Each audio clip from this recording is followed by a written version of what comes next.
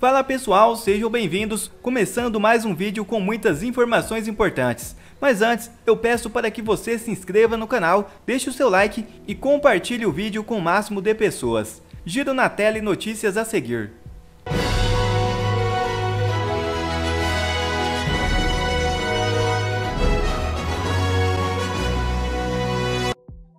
Primeira notícia já na tela. Urgente. Pedido de impeachment contra Flávio Dino é apresentado. Um grupo de parlamentares da oposição apresentou representação pedindo o impeachment de Flávio Dino, ministro da Justiça. Veja o vídeo. A oposição protocolou na Procuradoria-Geral da República um pedido de impeachment contra o ministro da Justiça, Flávio Dino. O texto sustenta que o ministro cometeu crime de responsabilidade ao retardar ou impedir que a Força Nacional protegesse a esplanada dos ministérios no dia 8 de janeiro. A representação considera ainda que há fortes indícios de que o chefe da pasta tenha participado de forma ativa na exclusão das imagens gravadas na sede da Justiça, o que implicaria fraude processual. 44 congressistas assinaram o texto apresentado pelo deputado Paulo Bilinski, do PL de São Paulo. Fernão, o sumiço dessas imagens aí da sede do Ministério da Justiça segue sendo um mistério, né? Primeiro surgiu a informação de que essas imagens seriam armazenadas por 15 dias, depois por 30 dias. Aí o contrato de manutenção das câmeras foi divulgado e aí verificou-se que não se especifica nesse contrato o tempo que as imagens devem permanecer preservadas até serem apagadas automaticamente. E tudo isso, então, nos leva a duvidar ou a questionar o que de fato existiu nessas imagens que até agora não apareceram, né? Paula, para mim é claro e nítido, já faz tempo que eu estou falando disso, né, que essa coisa desse pessoal é uma guerra de manchetes, entendeu? Então, por isso, porque o Flávio Dino foi flagrado nessa situação, né, de 185 câmeras a 2, né, e com essa história de data, de apagão, e aí você vai ler o contrato, é tudo mentira. Então, ele foi pego na mentira. O que ele faz? Vamos prender quem financiou as manifestações e tal. Então, é uma guerra de manchetes, é nisso que eles são especialistas, né? Eles fizeram isso, eles prenderam aquele Silvinei por causa disso. Quando o cara se sai bem num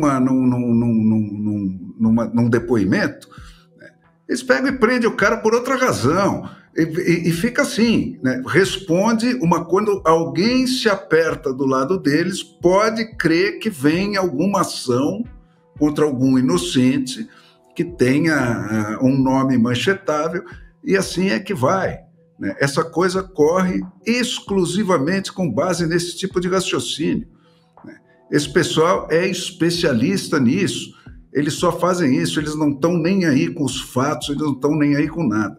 Então, surge uma manchete desfavorável com eles jogam outra, né, para tapar aquela, né, abafar aquela.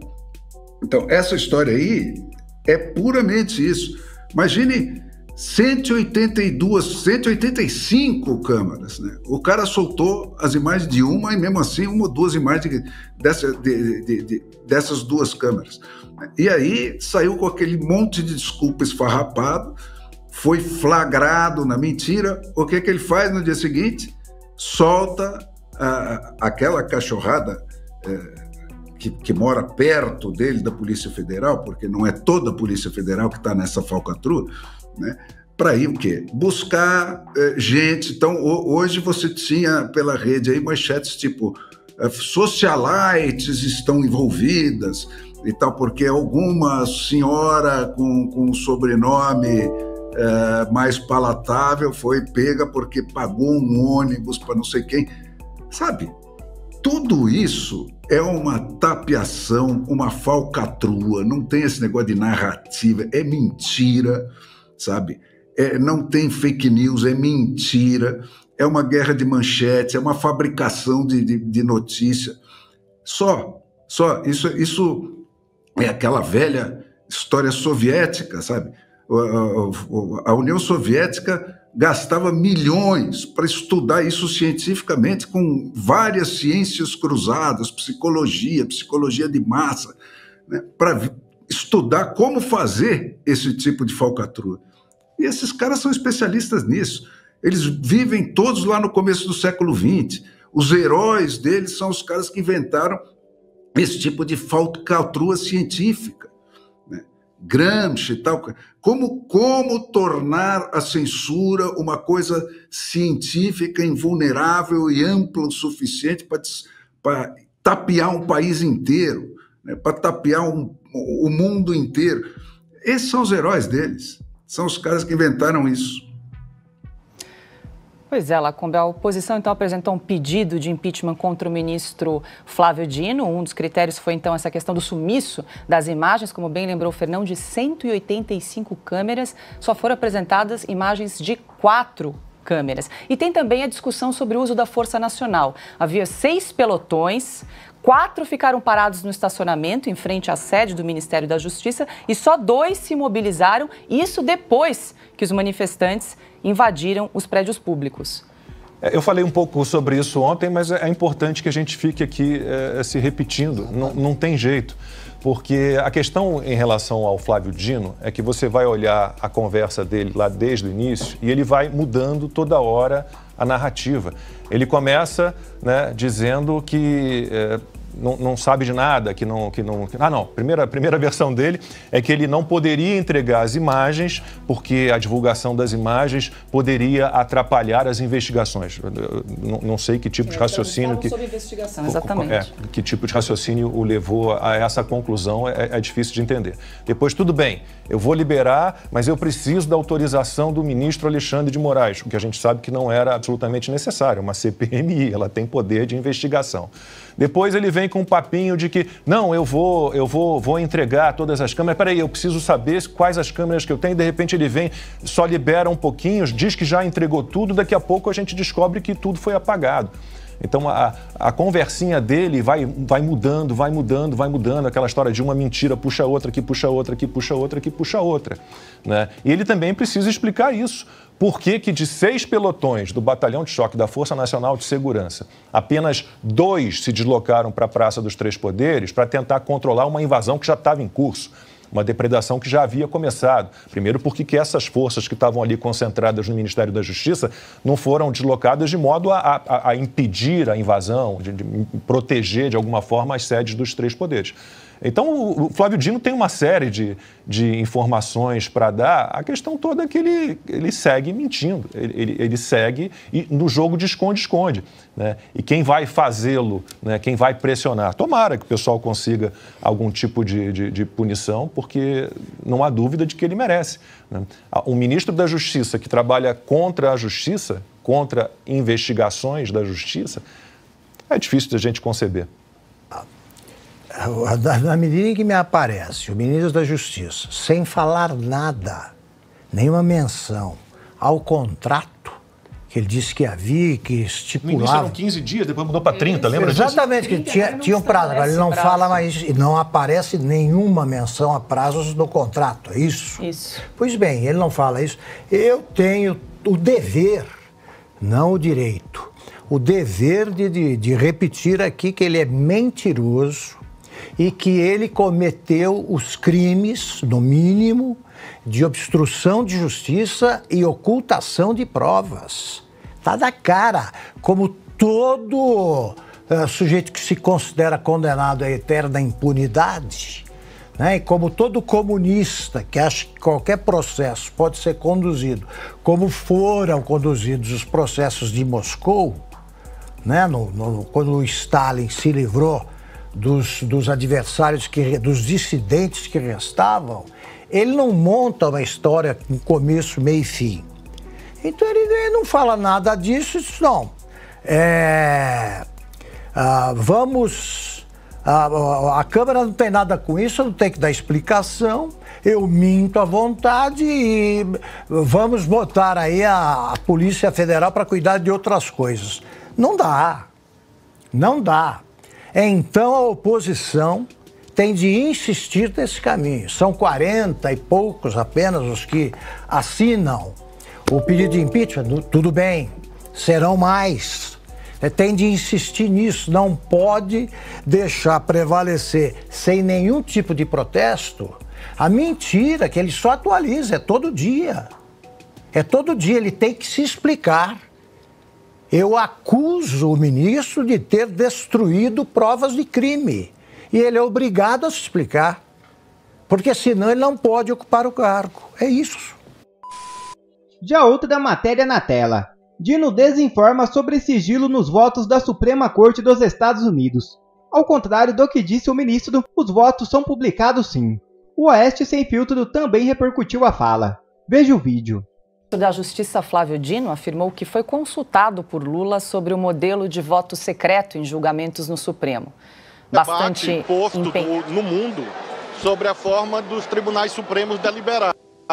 E nós temos uma referência na Suprema Corte dos Estados Unidos, que delibera exatamente assim.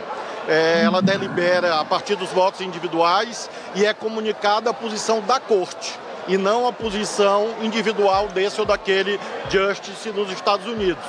Algumas Supremas Cortes ao redor do mundo adotam esse modelo. Ele mesmo me indagou sobre isso e é evidente que em algum momento, em sede constitucional ou mesmo do futuro Estatuto da Magistratura, esse é um debate válido, assim como o debate acerca de mandatos no tribunal, porque os Estados Unidos não adotam mandato, mas os tribunais constitucionais da Europa adotam. Então, em algum momento, esse debate vai colocar, é claro que não é algo para já, para amanhã, mas é uma observação importante. Bom, ainda bem que temos a Ana na bancada do Sem Filtro para esclarecer como votam os ministros da Suprema Corte dos Estados Unidos, Ana. Olha, Paula, eu até fui rapidamente, assim que eu vi essa entrevista, fui para o Twitter, fui para o Instagram, porque isso é uma mentira deslavada deste ministro da Injustiça. Todos os votos são abertos na Suprema Corte dos Estados Unidos. Não existem câmeras na Suprema Corte. E não, os votos, você sabe exatamente como cada juiz votou. Existe uma declaração oficial quando eles chegam a uma conclusão de algum caso. E essa declaração oficial, ela vem acompanhada de como cada juiz votou, com a maioria, e uma declaração oficial dos dissidentes, da minoria, e ali também tem o nome e como cada juiz votou e por que eles podem escrever por que eles votaram de tal maneira. Não existe voto secreto na Suprema Corte dos Estados Unidos. Aliás, Paula, não existe voto secreto aqui em lugar algum. Câmaras legislativas, a House of Representatives, que é a nossa Câmara dos Deputados, o Senado, comissões, não existe voto secreto nos Estados Unidos, principalmente na Suprema Corte. Já outra matéria na tela. Lula rifa Ana Moser e demite segunda ministra de seu governo. É isso mesmo. Nesta terça-feira, o presidente Lula demitiu a ministra do Esporte, Ana Moser. O anúncio veio após uma reunião intensa no Palácio do Planalto. Essa movimentação faz parte da reforma ministerial orquestrada por Lula, que irá entregar ministérios ao PP e republicanos. Conforme apontado em relatos recentes, espera-se que a liderança do Ministério do Esporte seja confiada a André Fufuca, atual líder do PP e aliado próximo do presidente da Câmara, Arthur Lira. E já outra notícia na tela. Jarbas Vasconcelos renuncia ao cargo de senador. É isso mesmo. O senador licenciado Jarbas Vasconcelos anunciou nesta terça-feira que vai se aposentar da vida política. O político pernambucano de 81 anos formalizou a renúncia do cargo junto ao Senado. Vasconcelos se afastou do Senado em dezembro de 2022 para um tratamento de saúde. Este é o 5º ano de seu mandato, que foi iniciado em 2018, junto com Humberto Costa. O senador tem uma longa trajetória na política. Ele foi um dos fundadores do MDB. Bom, quer receber mais conteúdos como esse? Então inscreva-se agora mesmo no canal, deixe o seu like e compartilhe o vídeo com o máximo de pessoas. Assim você vai estar me ajudando demais. Fico por aqui, um forte abraço e que Deus abençoe a todos. Brasil acima de tudo e Deus acima de todos.